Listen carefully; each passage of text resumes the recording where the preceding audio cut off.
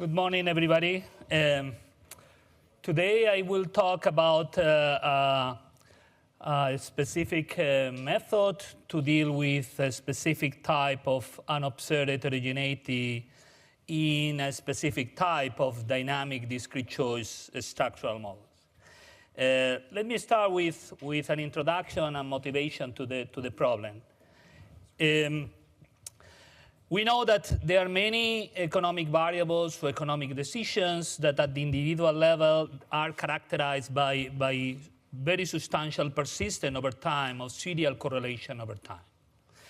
And we know that a fundamental econometric problem is trying to disentangle which part of this persistence over time is because the true dynamics, that is the true causal effect of past decisions on current decisions, from spurious dynamics that are due to the fact that they are unobservables to us as researchers that affect individuals' decisions in the past and in the present, and these unobservables are serially correlated. And at least since the seminal work by Jim Heckman on this topic, Jim Heckman reminds us that there are two important problems that we need to deal with in order to solve this important identification problem. The first one has been labeled in the literature the incidental parameters problem. And basically, this problem means that if we try to deal with an observed heterogeneity by treating an observed heterogeneity as fixed parameters that are jointly estimated with the structural parameters associated with true dynamics, then in general, as long as we have dynamics or nonlinear models, or both, of course, this approach will give us inconsistent estimates not only of the incidental parameters, but also of the true dynamics parameters, the structural parameters. And of course, this is the case when we have short panels. If we have very long time series of decisions for every individual, we don't have this incidental parameters problem. Okay? The second problem is the so-called initial conditions problem. And it says that if we want to deal with this identification problem by integrating over an observed heterogeneity and estimating together the distribution of the unobserved heterogeneity and the true structural, the structural parameters, we have a fundamental identification problem. Is that the joint distribution of the unobserved heterogeneity and the initial conditions of the observable state variables is not non-parametrically identified. Okay? And we cannot deal with this problem by integrating the unobserved heterogeneity, making a fully non-parametric approach in the distribution, in the joint distribution of the unobserved heterogeneity and the initial conditions. Okay? Then there are two approaches that have been used to deal with this fundamental identification problem, with the initial condition problem. The first approach is the random effects approach. And the random effects approach is characterized by we are going to integrate over the unobserved heterogeneity. Okay? And we are going to estimate jointly the structural parameters and the distribution of the unobserved heterogeneity. But then the initial conditions problem tell us that we should be parametric. Okay? Then the random effect approach should be parametric. And sometimes this parametric approach takes the form of a finite mixture. Okay? Sometimes it's not a finite mixture, but it's a continuous distribution, but with parametric restrictions. But we need to make parametric restrictions. Okay? That's what the initial conditions problems tell us. Okay? Then there are pros and cons of this approach. Okay? The pros is that we are going to be able to identify jointly, under this assumption, the distribution of the unobserved heterogeneity and the structural parameters. And of course, given that, we will be able to do every type of counterfactual experiment and obtain any type of aggregate statistic integrated over the distribution of the unobserved heterogeneity. That's fantastic. Okay? What are the cons? The cons is that our identification results rely on our parametric assumption on the distribution of the unobserved heterogeneity. And if there is a misspecification of this, this can have important effect on our estimation of true dynamics. Our true dynamics could be partly spurious, okay? The second approach is the fixed effect approach, and it's a, let me say, more modest approach, okay? In this case, we are not going to try to identify or to integrate out the unobserved heterogeneity. This is characterized by differentiating out the unobserved heterogeneity. We are going to get rid of the unobserved heterogeneity. An other key feature of this approach is that we are not trying to identify together or to estimate together the distribution of the unobserved heterogeneity and the structural parameters. We are only interested in the structural parameters, okay? A key characteristic that defines the fixed effect approach, and in fact this is the definition of fixed effect, is that it's fully non-parametric. We are not making any assumption at all about the joint distribution of the unobserved heterogeneity and the initial conditions of the problem, okay? Not even finite support or anything, okay? Completely non-parametric. We are fully agnostic about this distribution, okay? Which are the pros and cons? The pros, of course, is that we have more robust estimates of the structural parameters than with the random effect approach. Our estimation might depend on other type of assumptions in the model, of course, as usual, but not on the misspecification. It's robust to the misspecification of the distribution of the unobserved heterogeneity. Which are the cons? The cons is that we do not get an estimate of the distribution of the unobserved heterogeneity, okay? And this can limit the type of counterfactuals that we can make, okay? Other important limitation is sometimes this type of fixed effect approach is impossible. They are not fixed effect estimators that after controlling, after differentiating out the unobserved heterogeneity, allow us to identify the structural parameters, okay? Then what about all what I have talked about applies to any dynamic, nonlinear panel data model, structural, or with individuals who are forward-looking, or non-structural, okay? What about the field of dynamic discrete choice structural model, where individuals are forward-looking? Well, until very recently, all the empirical applications, they have considered the random effects approach, okay? No applications using the fixed effect approach. And this was based, to a large extent, to two beliefs, two common wisdoms about the fixed effect approach in this context, okay? The first is that there was the belief that there was not a way of identifying structural parameters in this type of model using a fixed effect approach. And the reason is something that I'm going to spend a lot of time today discussing in this lecture, and it's the problem with continuation values. Let me try to provide a sketch of what is the problem, okay? The problem with the continuation values is that the continuation values, part of the intertemporal utility that an individual maximizes, partly the current utility and partly the future expected payoffs of your current decision, okay? That's what we describe as continuation value, okay? Then if we have time invariant individual heterogeneity, the continuation value depends on this unobserved heterogeneity. And given that we have not solved the model, or before solving the model, we don't have idea of how this unobserved heterogeneity enters in the continuation value. Importantly, this continuation value does not depend only on the unobserved heterogeneity, it depends also on the state variables. Then in order to differentiate out the unobserved heterogeneity, it looks like that we need to differentiate out the continuation value. And we will see that that is the case. And what is important is that it looks like that because we need to differentiate out the continuation values, and the continuation values depend on the state variables, we are going to basically throw the baby with the bath water. We are going to eliminate not only the unobserved heterogeneity, but all the variability in the data and the model that depends on the state variables. Then we will not have any variation in the state variables left to identify the structural parameters, okay?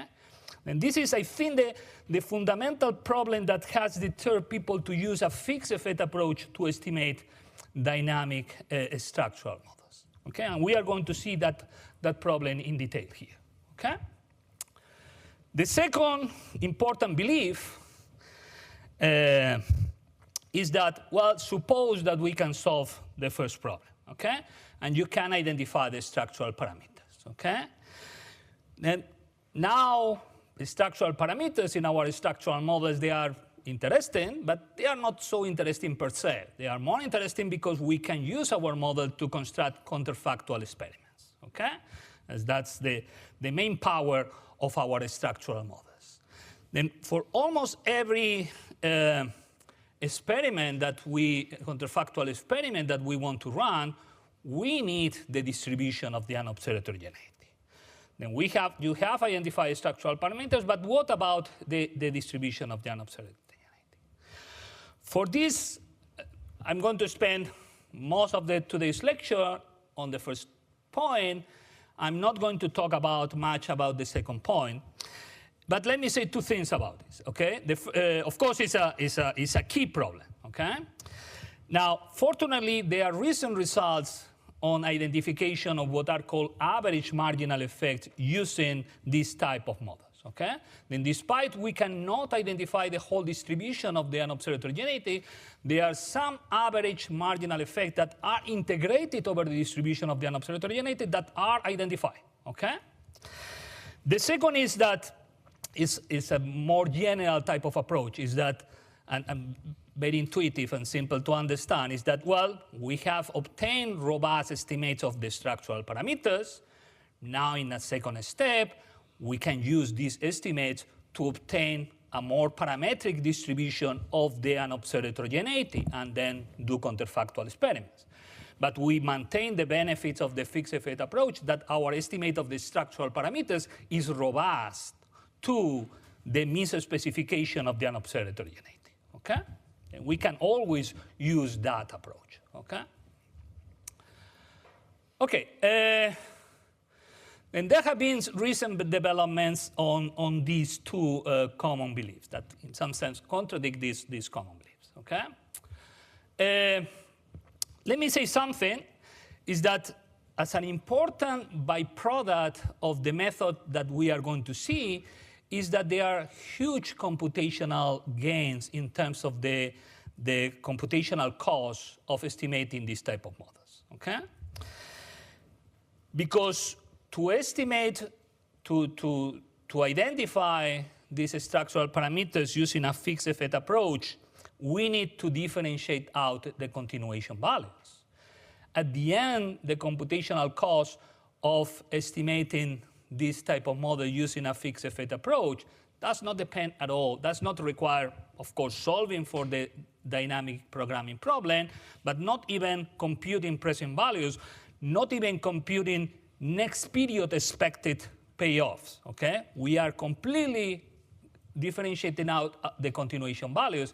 At the end, the computational cost you will see of estimating these models using a fixed effect approach is as the same order of magnitude as estimating a static model, okay? Okay, then in today's lecture, I'm going to focus on two papers. My paper with my colleagues Yajin Gu and Luo, where we develop new identification results for these type of models. And a paper in the Econometrics journal where I apply these identification results and extend some of these identification results to a dynamic demand model for differentiated products, okay? Let me say that this literature is benefiting and can benefit a lot, okay? From a recent revival, let me say, of the fixed effect approach in the what we could call the reduced form dynamic discrete choice models. And by reduced form, what I mean is that we are not explicit about agents maximizing an intertemporal payoff function. Okay? And this is partly due to the seminal work of Stefan Bon on functional differencing, but also on work by Chernosukov, Fernandez-Val, and Niwi, or recent work by Honoré and Weiner and Patel and Weiner. Okay? And there is a growing interest in and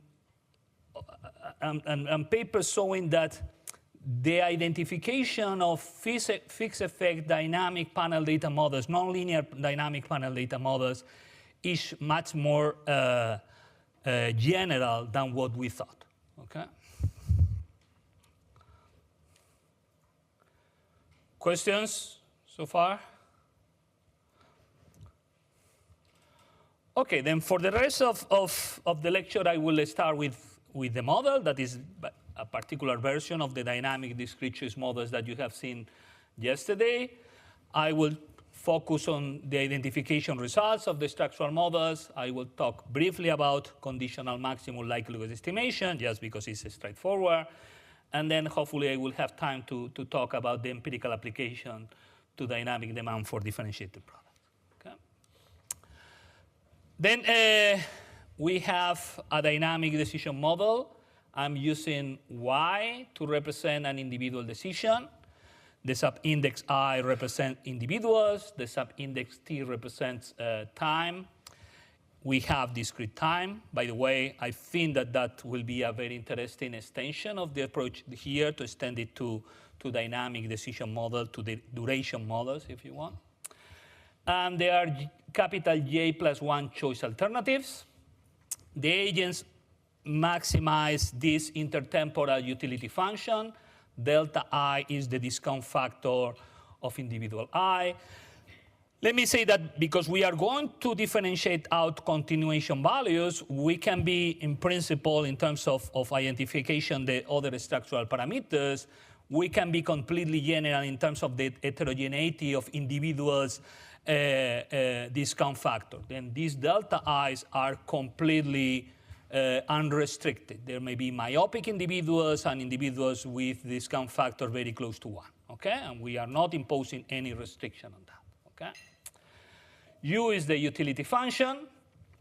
And this utility function depends on two different types of unobservables, state variables, and two different types of observable state variables. Let me say for the moment that the unobservables are alpha I, that are our incidental parameters, the time invariant unobserved heterogeneity, and epsilons that will be the typical IID extreme value distributed transitory shocks. Okay?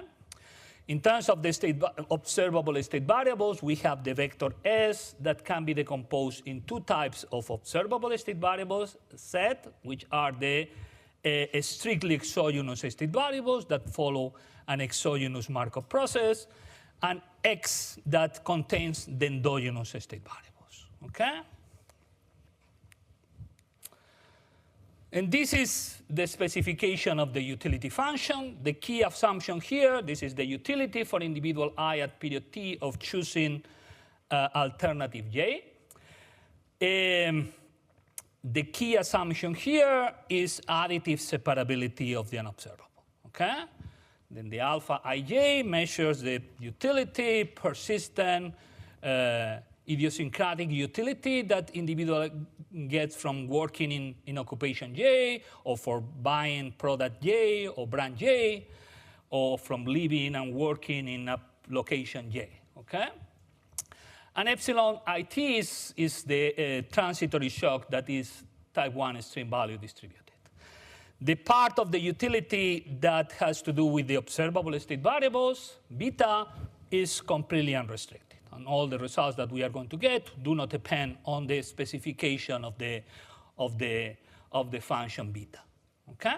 And we are going to try to treat this function because at the end, all the state variables will be discrete. We can represent this function as a vector of a structural parameter, as a vector of betas. Okay? What is key and what defines here our fixed effect model is that the joint distribution of this vector of fixed effects, okay, of time invariant heterogeneity, conditional on the initial condition of the endogenous state variables and conditional on the whole history of the exogenous state variables, this distribution is completely unrestricted, no assumption at all, okay? We know that we cannot identify the structural parameters beta and this distribution jointly, that is in the initial conditions problem, but we are not going to try to do that. We will try to identify beta, getting rid of the unobserved heterogeneity without trying to identify the distribution of this unobserved heterogeneity, okay? Well, this is the optimal decision problem. The individual at every period t chooses the alternative j that maximizes the intertemporal payoff.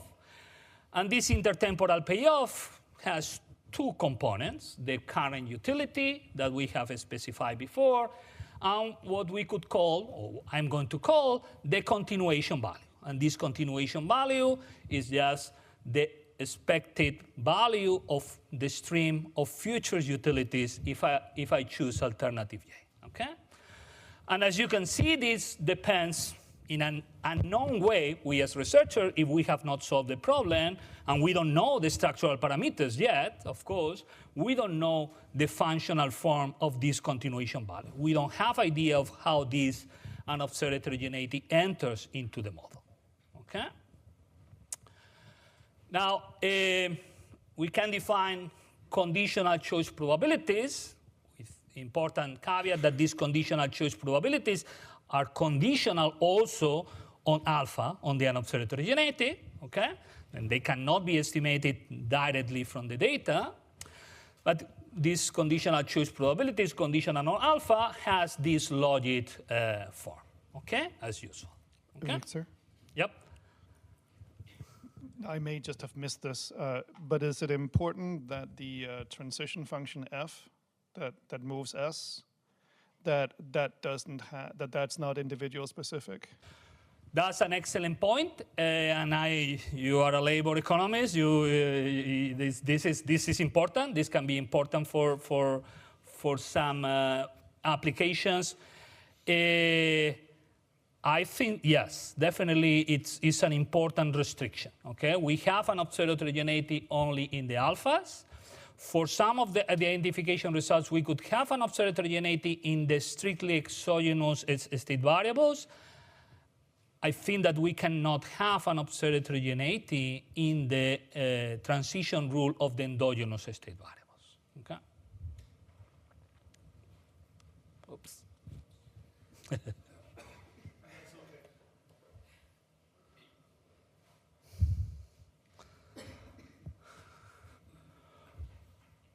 Okay, then let's go to the identification. Quite a standard type of model. I'm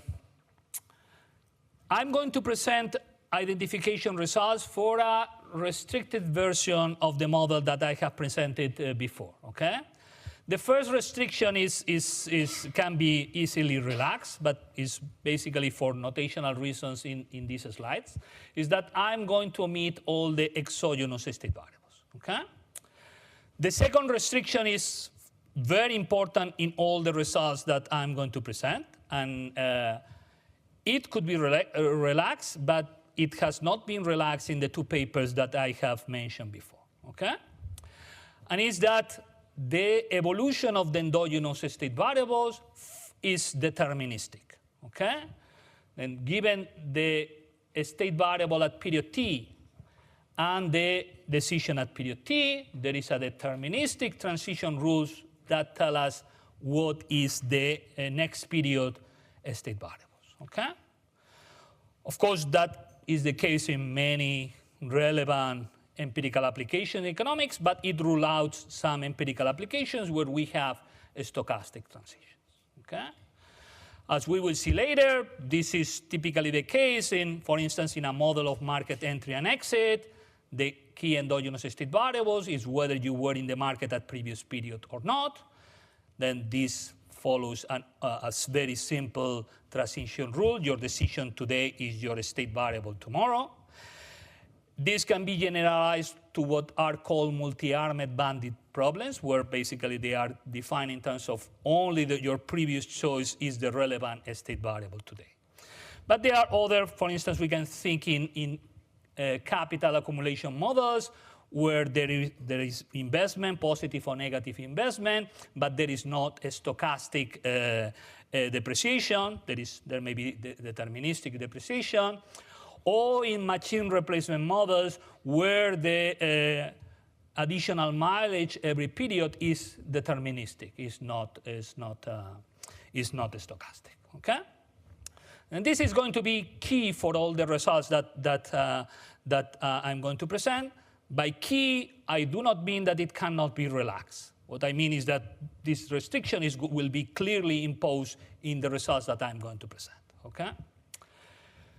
Then under this restriction, we can describe basically the combination of the initial condition of the state variables and the history of state variables and decisions can be described only in terms of the initial condition of the state variables and the history of choices. And I'm going to call this Y tilde the choice history of an individual. Keeping in mind that it's not only the choice history, it's the choice history and the initial condition of the state variables. Okay?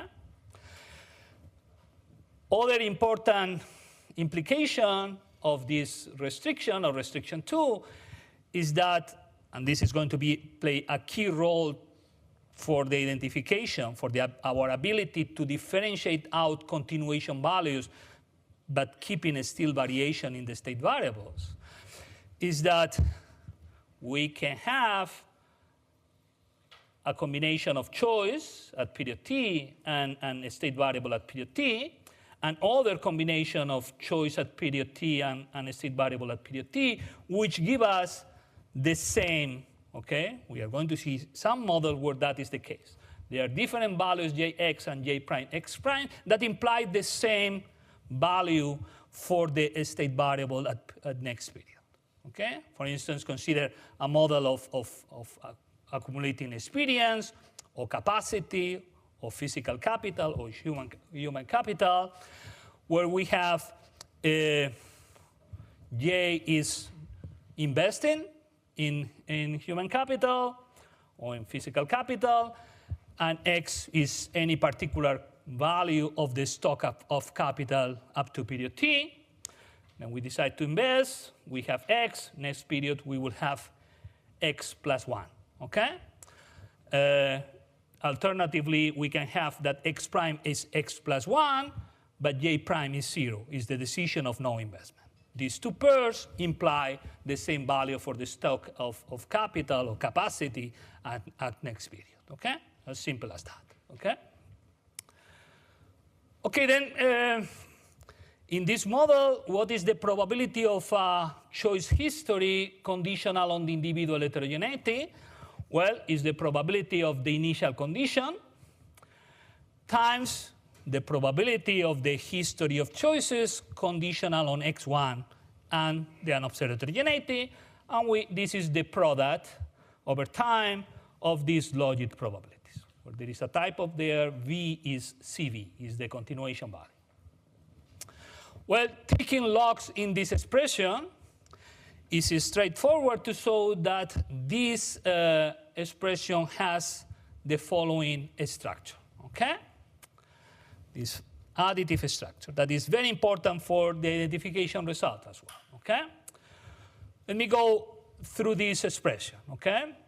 What is G alpha? G alpha basically represents everything in the logarithm of the probability of choice history that depends on alpha, okay?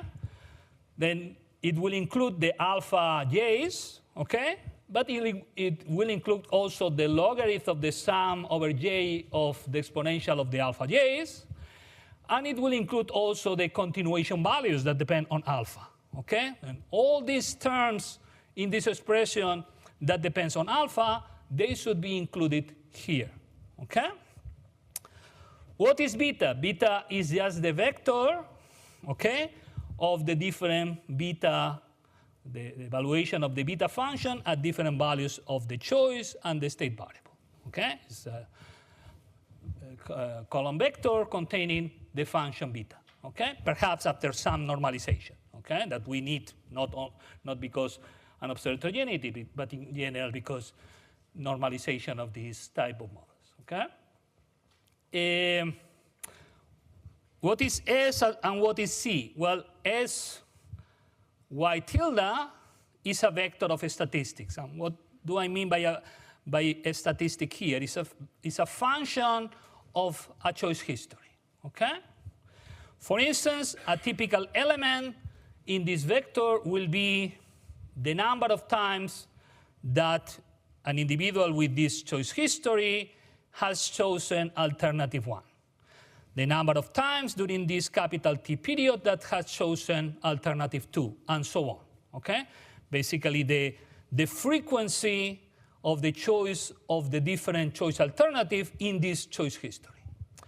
Other elements of the vector S will include the value of the initial choice, the choice at period 1, and also the value of the last choice, the value whether y1 is equals to 1 or y1 is equals to 2, and so on, and similar for y capital T. And depending on what are the other state variables that we include in the model, if we have a model with duration or with capital stock, or we can have other different elements, other statistics in this vector, okay? What is C? C is also a vector of statistics, of functions of the history, which is a typical element that we find in C. Well, for instance, this is typically an element in all these models. It's the number of times that an individual moves from choosing alternative K at period T minus 1 to alternative J at period T, okay? And again, if we have models of duration dependence, there will be a statistic related to when the number of times that you have chosen alternative J, given that you have not chosen alternative J for 20 periods or something like that, or for 5 periods or 3 periods, okay? Then we have, depending on the structure of the model, we will have different statistics here and here, okay? But we always have this particular structure, okay? Then this structure of the log of the probability of a choice history has two important implications, okay? The first one is straightforward. Do you have a question? Please. So it seems like the structural form is going to be dependent. So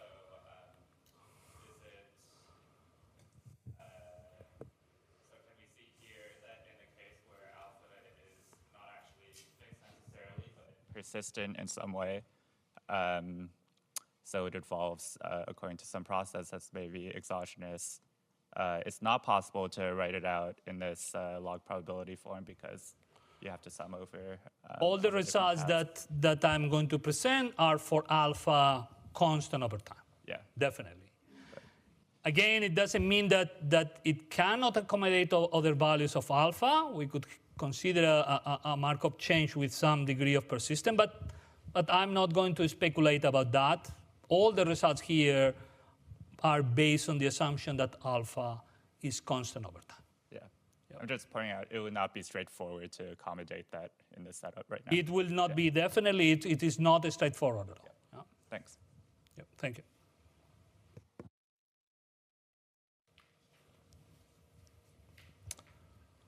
Other questions? Okay, then the first important implication is that the vector S, whatever is multiplying this vector of functions that depend on alpha, okay, is a sufficient statistic to control for the unobserved heterogeneity, okay? That is, once you control on the vector S, the probability of a choice history no longer depends on alpha, okay? It's possible to show not only that it's a sufficient statistic, but that is a minimal sufficient statistic. That is, we cannot We are not conditioning for more than the necessary to eliminate, to get rid for the unobserved heterogeneity, okay? Then, of course, this result is key for our fixed effect, what we are going to call fixed effect sufficient statistics approach, okay? The second is that B is identified if once we have condition on S, this vector has full column rank. Well, let me be more specific because this is a vector, not a matrix. Suppose that we consider all the possible histories, values of the histories y tilde, and construct a matrix, okay, with all the possible values of y tilde. Then once we fix the value of S, this matrix, okay, should have full column rank, okay? And then under that condition, we will fully identify the vector of structural parameters beta. Yep. Variation is fully driven by epsilon here. So is there any benefit of having Z, exogenous Z to shift choices? That's a good question. It's driven by definitely by the epsilons. I would say that yes, okay? We can identify the parameters because individuals are experiencing different histories of shocks, epsilons, that are going to modify their state variables, okay, over time, and that's what gives us identification. I think that that's a very good intuition, yeah? Yeah.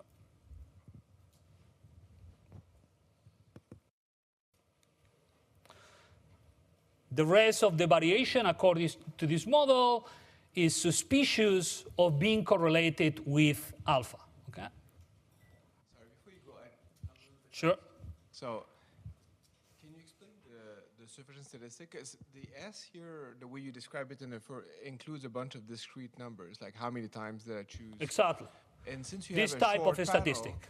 And this will come from basically brute force developing the terms here in this sum of once you take the logarithm, yeah, and you will see for your particular model which are the elements of G alpha, which are the statistics associated with each element, and so on. Okay? But S is going to be a bunch of discrete numbers. Exactly. And since you have a short panel, there's going to be a finite number of S, values of S. That's right. And so, but G is function of alpha, and alpha is continuous. So can you explain this? Maybe I'm missing something obvious. But why? Well, I this? think that you have a good intuition. Is that how can you, if alpha can be continuous, can be anything, not necessarily a finite mixture? How is possible that something discrete can control for something that is continuous? Okay, and that's quite intuitive, but notice that we are not trying to identify the distribution of alpha, and that's what is key, okay? We are trying to get rid of how alpha affect our discrete choices, okay? Something that is also discrete, okay? And that's why we are getting rid of how alpha, continuous or discrete, affect our discrete choices, okay? If we were trying to identify the distribution of alpha, of course, we have, and that's the nature of the incidental parameters problem and the initial conditions problem, is that we have only discrete outcomes, finite set of outcomes, and we have a continuous distribution. But we are not trying to do that. We are not trying to identify the distribution of alpha, but only controlling for how this alpha affects our discrete choices, the probability of different possible choice histories. And for that, because the outcome that we care about is discrete, we can do that with outcomes, with controls that are also discrete. Yeah.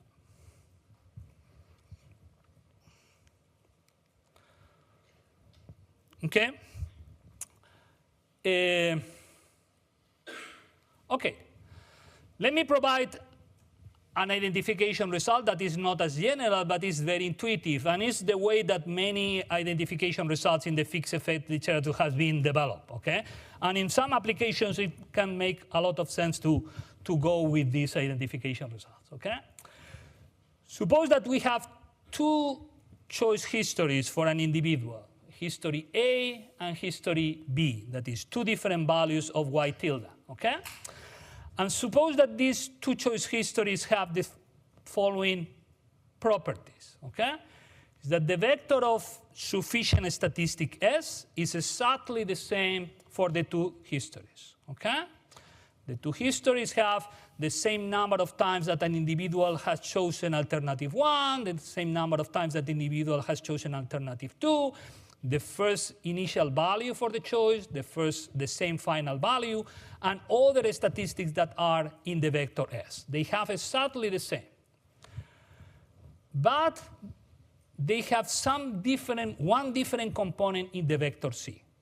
Suppose that the statistic in the vector C, that is multiplying beta, is basically a vector of zeros. Again, the C's are the same for almost every statistic C, except for the statistic associated with parameter beta k, okay? If that is the case, if we can identify, we can find this type of histories, then this equation here implies, basically taking differences, implies that the parameter beta k is identified by this expression. Basically, the log of ratios of the frequency in which we observe histories A and the frequency of observing history B identifies the parameter beta k. If we have many of these pairs of histories, then we can average over this, or we can get a more efficient estimation in other ways. But this is quite intuitive in the way that we can identify parameters using this fixed effect sufficient statistic approach, okay? Okay, let me go. All what I have said so far applies to any dynamic discrete choice model, either in terms of the fixed effect sufficient statistic approach, either with individuals that are forward-looking or with individuals who are not forward-looking, okay? This structure applies to both, okay? And these sufficient statistics, the sufficient statistics can be different, but the result that once we control for the sufficient statistics, we have a choice history that does not depend on alpha is the same, okay? Then let me spend some time in this problem in the context of Stefan, yeah? I have a question. So in standard logit model with fixed effect, the fixed effect is unrestricted. So differencing out intuitively might not lose information, and it's possible to show that conditional logit is efficient. Here, it seems that the G of alpha in these structural models will contain some information from the model. So is there a sense in which there is no leftover information, or maybe there is some information that you're not using here when you're differencing it out? You're treating the G of alpha as an alpha, but it also depends on some economic, some parameters, other parameters of the economic model on structure. I completely agree. I completely agree that we have identification, that suppose that we may have identification following this approach. It doesn't mean that we are exploring all the information. And suppose that we don't get identification using this approach. It doesn't mean that that there is no identification. And this approach, based on this conditional likelihood function, is not exploiting, in general, all the information that we have to identify beta.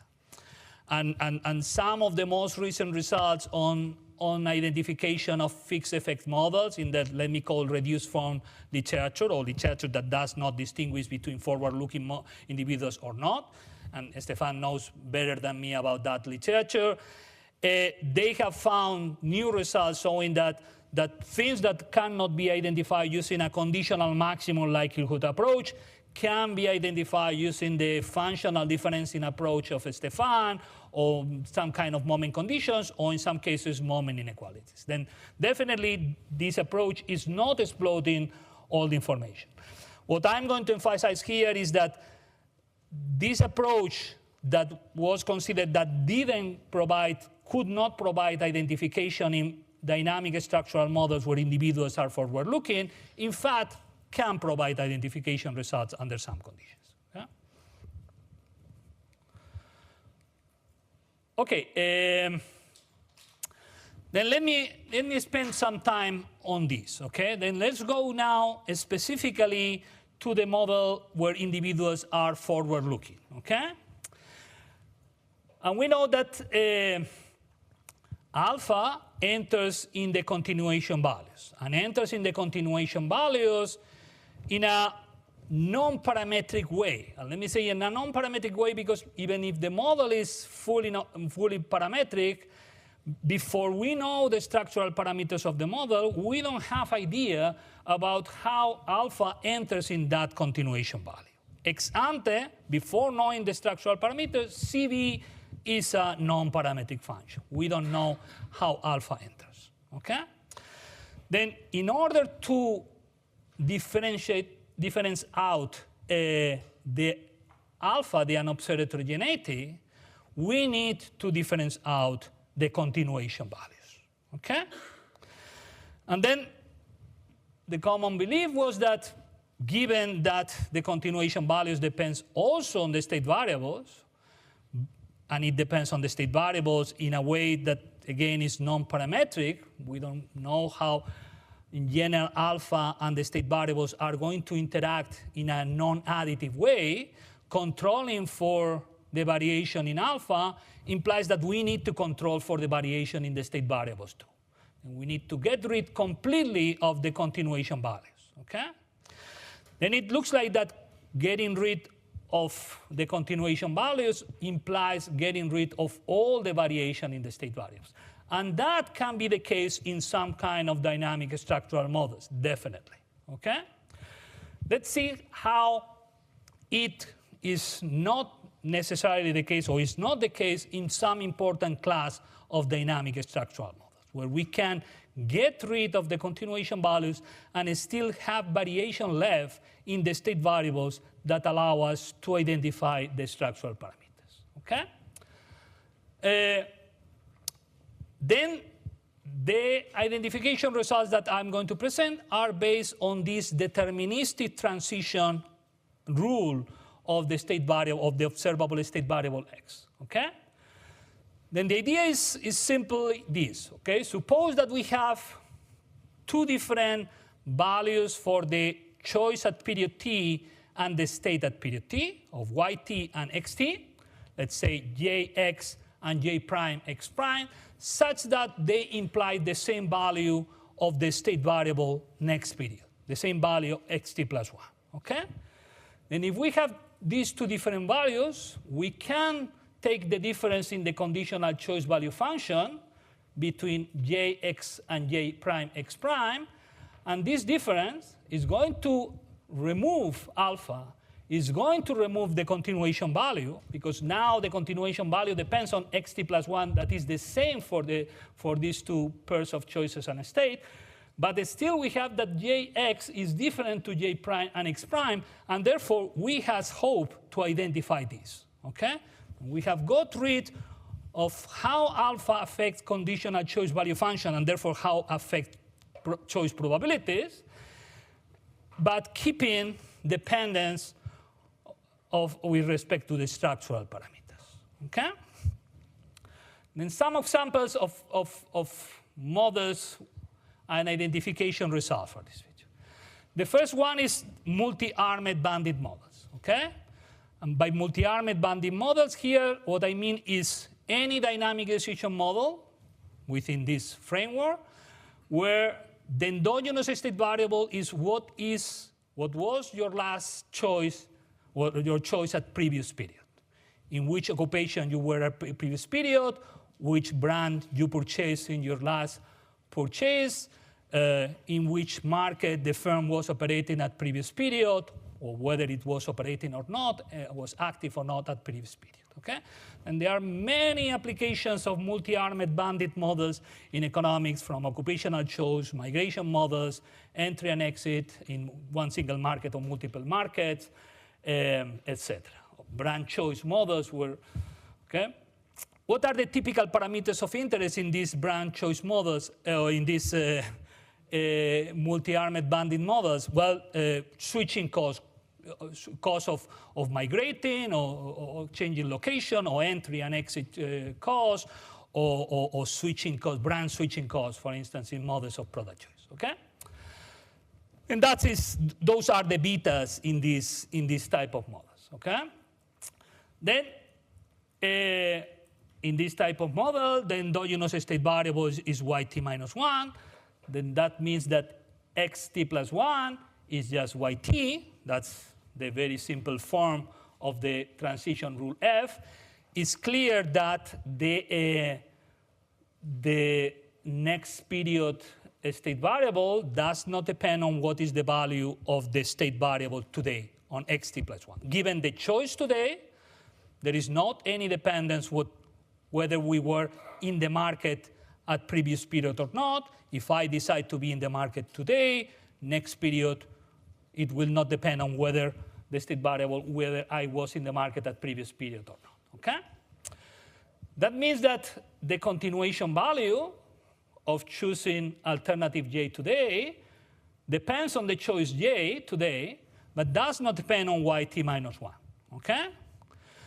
Then you can see that from the point of view of identification, here, the continuation value plays the same role, is basically the same as the alpha j. Okay? It's an additive term that depends on alpha and depends on the unobserved heterogeneity and depends on the choice j, but not on the state variable. Okay? Then, from the point of view of identifying beta using a fixed effect approach, this forward-looking model is basically the same as a model where CV is equals to 0, where individuals are myopic. Okay? And we can estimate this model basically in the same way. All these class of models that are the multi-armed bandit models. Probably not efficiently, okay? But definitely consistently, okay? Yep. In the previous slide, when you're doing the differencing, why does the alpha j and the alpha j prime cancel out? I see where the continuation values cancel out, but I don't see where the alphas disappear, the alpha j and alpha j prime. Oh, excellent point, yeah, okay. Here, you're completely right, yeah, okay. And we are going to see an example of that. Here, in this case, we need a double difference, sorry, okay? We need a double difference. We need jx, we need a double difference to get rid of the, we will have here alpha j minus alpha j prime. You are completely right, okay? But with a double difference, we can get rid of that, yeah? I'm going to present a specific example of this.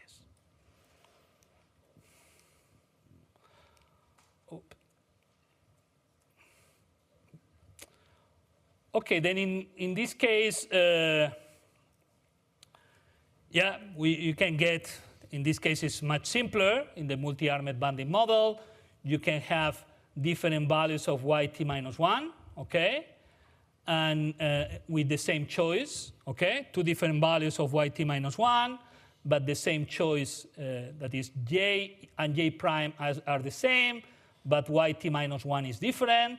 Then we can difference the conditional choice value function, and that will get rid of alpha j and also the continuation value, okay? And in this case, it's much simpler, okay? Then it's possible to show that given this type of identification result that I have mentioned before, looking for choice histories that they have the same sufficient statistic but different values of the identifying statistics. An example of parameter of identification result is suppose that we have choices history where individual is in market J, then in market K, market J and market K, versus other choice history that is continuous in market J for 2 periods and then moves to market K. Notice that these two choice histories have the same number of times that the individual has chosen market J, the same number of times that the individual has chosen market K. They have the same value for the initial condition, J. They have the same value for the last choice, K, but they have different values for the switching statistic, okay? And basically, in this example, we have that the vector S of sufficient statistic is the same as A is equals to SB, but this identifying a statistic associated with the switching between markets is different. And then basically, this gives us the identification of this beta parameter, okay? Beta JK, the switching cost beta JK is identified, okay? Other example is, very simple example, is investment model. And now we are going to have the double difference, okay? Suppose that we have a model where Y represents investment. I have written here that is positive, but it could be negative. There may be negative values. There may be disinvestment. And X represents the capacity, for instance. If this is investment in capacities, this represents the installed capacity of the firm, okay? And then the transition rule for this is very simple. Capacity next period is equals to capacity at the beginning of the period, XT, plus the investment, all this investment in capacity, okay? We could add some deterministic depreciation. I prefer here to keep it very simple without deterministic depreciation, okay? Then suppose that we have two different values of capacity, X and X prime, and now consider investment with capacity X, no investment with capacity X plus 1, and then investment with capacity X prime, and no investment with capacity X prime plus 1, okay? Well, you can now verify that this double difference gets rid not only of the continuation values, but also of the alphas, and it depends only on this difference in parameters. And this is for every value of X and X prime that we can choose, okay? Then it's possible, again, to obtain histories, pairs of histories A and B, where basically the sufficient statistics are the same, but the identifying statistic associated with this type of parameter is different, and that gives us identification of the beta parameters, okay?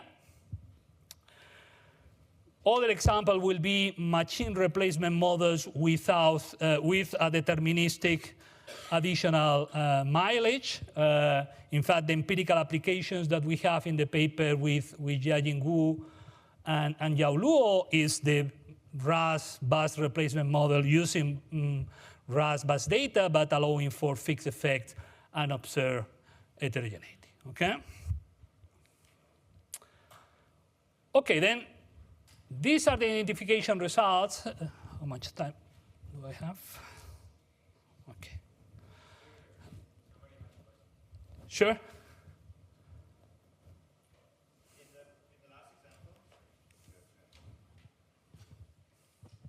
In the last example, I'm imagining we're doing some kind of firm heterogeneity. Some firms are differently productive and making these choices differently. As the firms get larger at some point, these integer choices of machines might be better approximated or might be almost continuous as the firms get larger. Do the things that you're teaching us today get easier if we can kind of make that continuous approximation, or do they get harder? And where might I look to figure out how to do that? They get harder, definitely. They are. I think that this is more relevant for inference than for identification, but this is very relevant. And this has motivated the development of fixed effect methods, for instance, by Bo, Nore, and Ekaterina Kyriatsidou in Econometric 2000, where they propose combining the fixed effect approach, conditional maximum likelihood approach, with kernel weighting, basically to exploit values of X that are not so different. This is most in terms of dealing with the exogenous state variables more than with these endogenous variables, but it could be also applied to these endogenous variables. Okay? Definitely is relevant for inference, okay? And in the empirical applications that I'm going to present for dynamic demand, I have used this kernel weighting to deal with prices, with the sequence of prices. Yeah.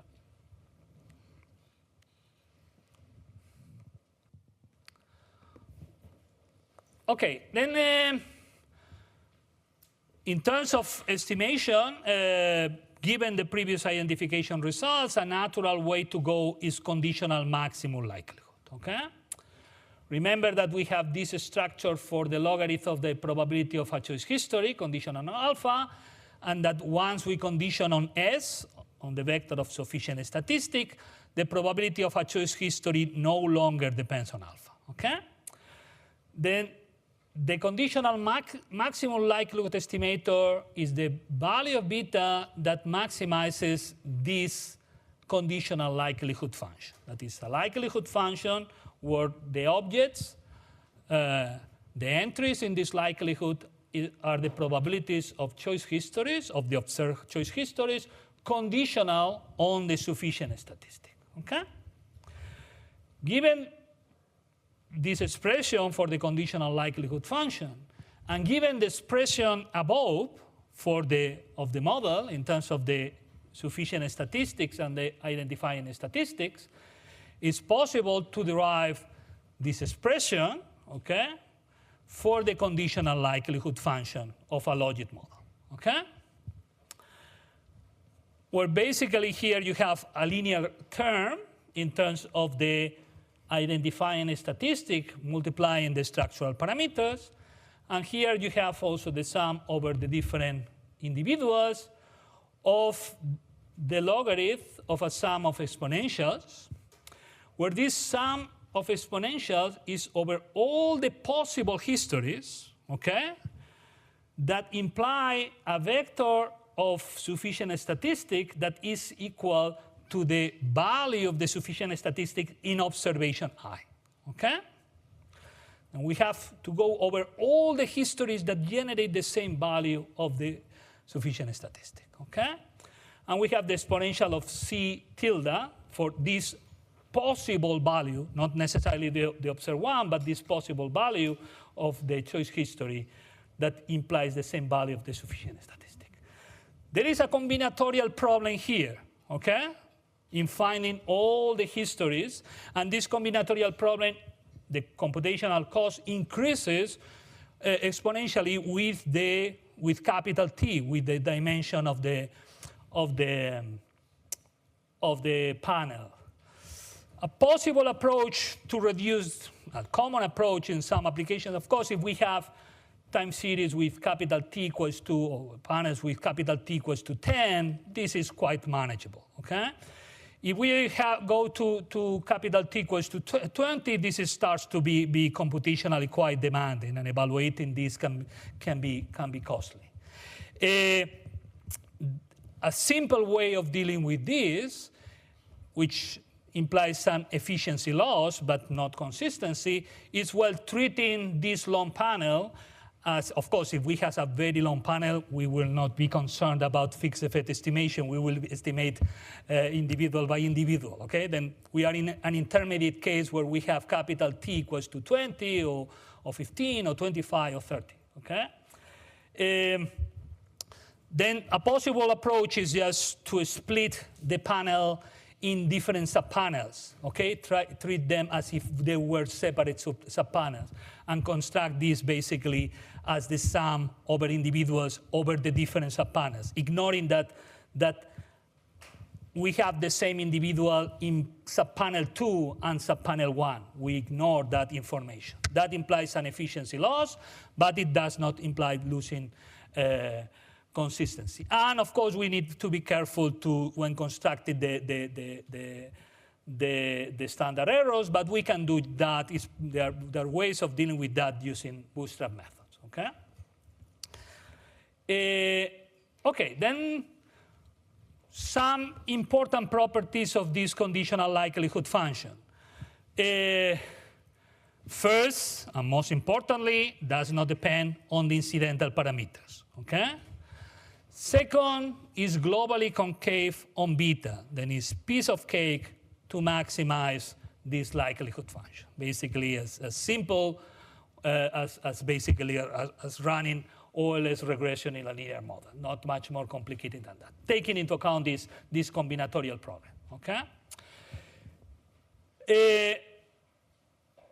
Importantly, controlling for the unobserved heterogeneity in this G alpha and controlling for the sufficient statistics S implies that we are removing the continuation values. No continuation values at all in this expression, okay?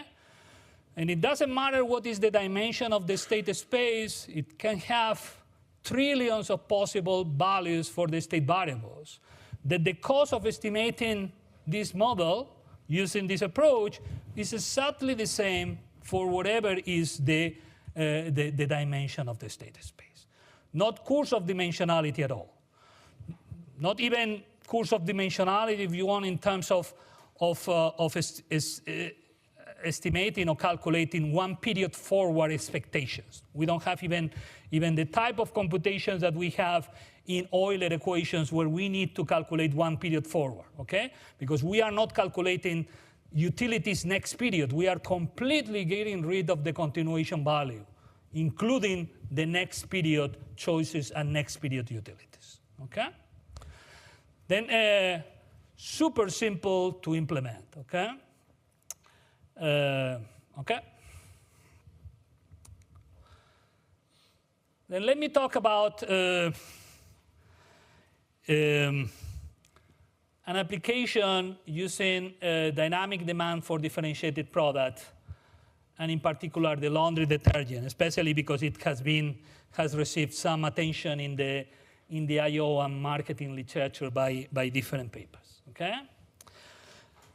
Let me say that there are applications of this approach to dynamic entry and exit models, to the machine bus matching replacement model, and to consumer demand on differentiated products using, for instance, the Erdem, Imai, and Keen ketchup data and this paper on laundry detergent. Okay. And this is Nielsen scanner data from Chicago Kilts. The period of this consumer data covers a long period. For the moment, the current estimates only exploit 2 years of purchasing histories in 2017 and 2018. There are more than 40,000 participating households. The data set includes rich demographics that, of course, they can capture some of the heterogeneity, and I will be using these demographics to estimate the random effects version of the model, okay? The data contains basically every shopping trip. I focus on laundry detergent, and I focus on 3 brands of laundry detergent, okay? Let me say briefly some characteristics of the model. You have that in more detail in the paper in the Econometrics journal. But let me say that there are 2 sources of dynamics here. Okay, the first source of dynamics is what we could call brand switching costs or habits. Okay? In particular, the specification that I consider in this paper is more restrictive than the very general switching cost from switching from brand J to brand K. I consider other specification that has been used in this model before is that if you purchase at period T the same product as in your last purchase, there is an additional utility. And there is an additional utility of keeping purchasing the same product as in your last purchase, okay? And this is these beta SC parameters that capture habits, okay? Of course, we can observe individuals making the same purchase over time because they like that brand, okay? Then the alpha J is going to be an important competitor for this, to explain basically individual persistent in choosing the same brand, okay? I allow for this parameter to be different across brands. There might be some brands that generate more habits than others, okay? The second source of dynamics capture the fact that these are storable products, okay? And then you buy for inventory, but this inventory, you consume the product, this inventory declines over time. Then the longer that you have been without purchasing the product, okay, the more likely is that you want to go back to the market to buy a new product, okay? And this basically is the effect of duration, the duration since your last purchase, okay? And in principle, we could think that the depreciation of the product does not depend on the brand, but in principle, it could depend on the brand, okay? And I allow for this depletion effect or inventory effect to depend, to be different across brands, okay? This part of the table presents the fixed effect estimates. Of course, we have always the price of the product, okay, in the indirect utility function. This gamma is basically the marginal utility of income. And here I have estimated also a random effects model, full maximum likelihood estimation with two types of individuals, with a finite mixture model with two types, and also allowing the probability, allowing for heterogeneity, basically brute force heterogeneity, allowing for the alpha j's for a brand fixed effect interacted with the vector of demographic, with a vector of demographic characteristics. And in addition to the unobserved heterogeneity, the finite mixture, I also include observable heterogeneity in this model to exploit for the rich amount of demographic in this model, okay? Then the first point that I would like to mention is that we have identification power in the fixed effect approach, okay? Then there is a very substantial increase, okay, in the standard errors when we go from the random effect approach to the fixed effect approach, okay? Standard errors multiplied by 3, by 4, and in some cases even by 5. But these are still meaningful, informative estimates of these parameters, okay? Of course, we have a large sample. At the end, we have 20,000 individuals' histories that we can use for this, for the fixed effect approach, okay? The second point that I would like to use is that an important byproduct of this fixed effect approach is that it can allow to test for the validity of the random effect specification, okay?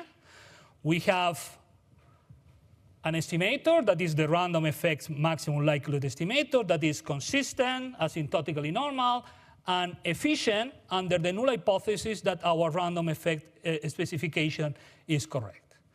But it's inconsistent if our random effect specification is incorrect, okay? And we have a fixed effect model that is consistent, not efficient, but is consistent under the null and under the alternative, okay? Then this gives us naturally a Hausmann test. Well, the fact, the p-value for the validity of the random effects model is 0, okay? And this I have played into this. I have not played introducing more types, but this is a fundamental problem of this approach. This is very difficult to identify more than 2 types. I have not done it, but I'm suspicious that if I could identify 3 types, and I could use a Bayesian information criterion, a Kaike criterion to test, probably the estimate will favor the 2 types model, okay, in favor of the 3 types. Of course, this is a conjecture, okay? But allowing for more than 2 or 3 types in this type of models is very complicated with a random effect finite mixture models, okay? The third point that I want to emphasize here is that, of course, we are rejecting the validity of the random effects model because the parameters are significantly different. And let's see that the difference in the structural values of the structural parameters makes sense, okay? In particular, the random effects model overestimates the degree of habit persistence. That is the causal effect on today's utility of making of past purchases, okay? According to the random effects model, a very substantial part of the persistence in buying the same product is because there's this structural causal effect associated with habits, okay? The fixed effect model says that this effect is much smaller, okay, than what the random effects model. In the empirical application for ketchup using the Erdem-King and Imai data, also Nielsen data, the results are even stronger, okay? Once we go to the fixed effect estimator, habits completely disappear, okay? There is no any significant causal habit or true dynamics in that type of data. Individual unobserved heterogeneity, persistent unobserved heterogeneity explains all of the persistent in choices, okay? Here, there is still significant true dynamics in terms of habits, but the random effects model clearly overestimates. The last result that I want to emphasize is in terms of the duration dependence or the effect of inventory or depletion of inventory on the decision of purchasing again. This is, okay, this should be interpreted, okay, this positive effect captures positive duration dependence, okay? The longer is the duration, the longer that you have been without purchasing a product, the more likely is that you are going to purchase again a product, okay? Here, in the random effects model, we get the opposite result. We have negative duration dependence. The longer you have been without purchasing the product, the less likely is that you purchase again. And we know that this is a typical case that we can find if we are not controlling for time invariant and observed heterogeneity. This is mainly because a selection problem. This is because the individuals that we observe with longer durations are the ones that have less taste for this type of product category, okay? And that's why there is a negative correlation between long durations and purchasing decision. But this is spuriously capturing unobserved heterogeneity that the random effects model is not fully capturing, okay? Okay, the price, I have not talked, I didn't have time to talk about how I can identify the price in this application. This is important, but I don't have time, no? Okay. Let me say briefly, okay, that the main idea of how I can identify the price, the effect of prices in this empirical application, okay? Taking into account that in principle, the continuation value should depend on the price today, okay? And without further assumptions, if we assume that the prices follow a Markov process, it will be impossible. Still, we could identify these parameters, but it will be impossible to identify the effect on prices of the demand, okay? Which looks like a serious limitation if we are interested in estimating demand, okay? Then what allows me to identify the effect of the price in this identification? Basically, it's related to the high-low pricing or a process that prices follow in this data and in many data for supermarket prices, okay? Basically, the prices that we observe of detergents in this data set, they follow what is called high-low pricing.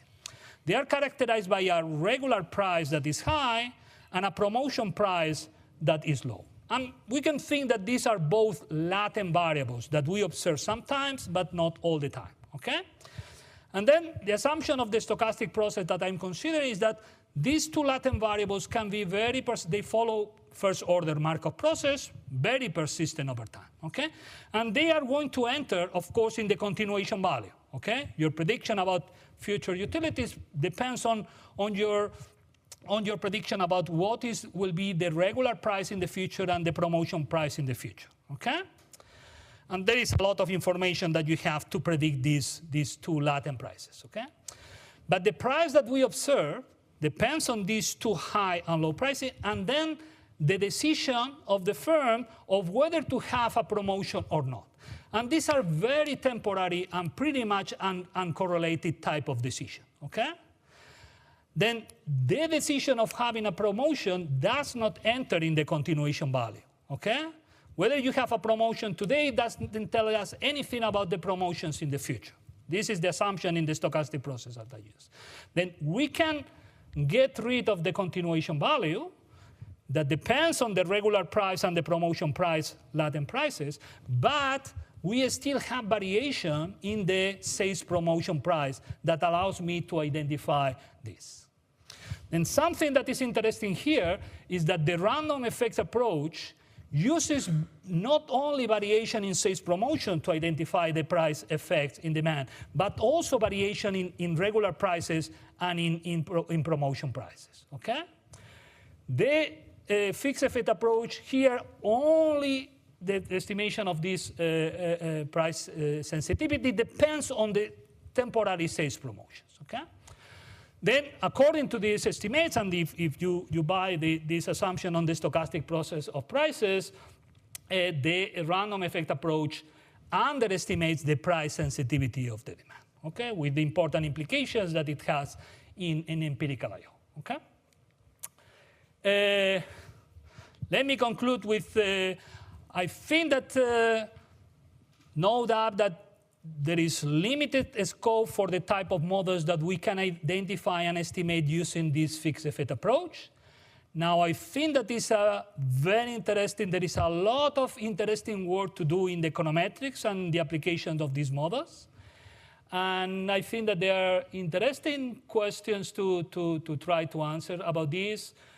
How to do counterfactual, how to extend this to dynamic games, how to allow for stochastic transitions of the endogenous state variables, how to construct aggregate demands that integrate over the distribution of the unobserved heterogeneity and the average marginal effects. And I think that this is a very interesting avenue for research. I'm very interested in it. If any of you are interested, I will be very happy to talk with you about it. Yep.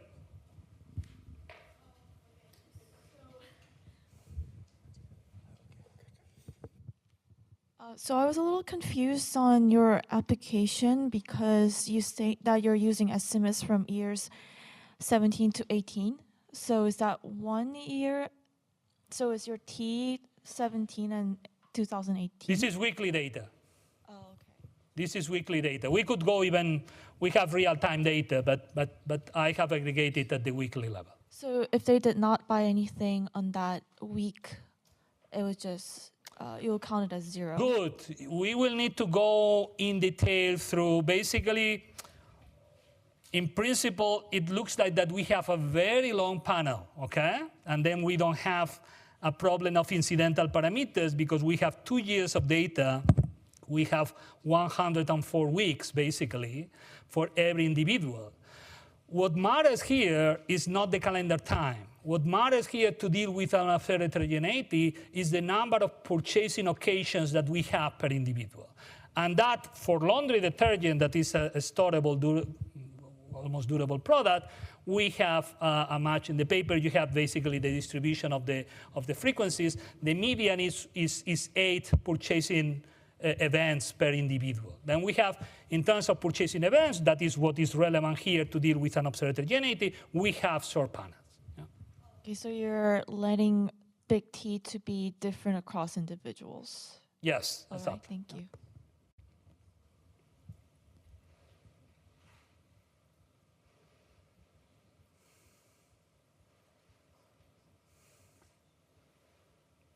Any other question? Okay, that's it. Thank you.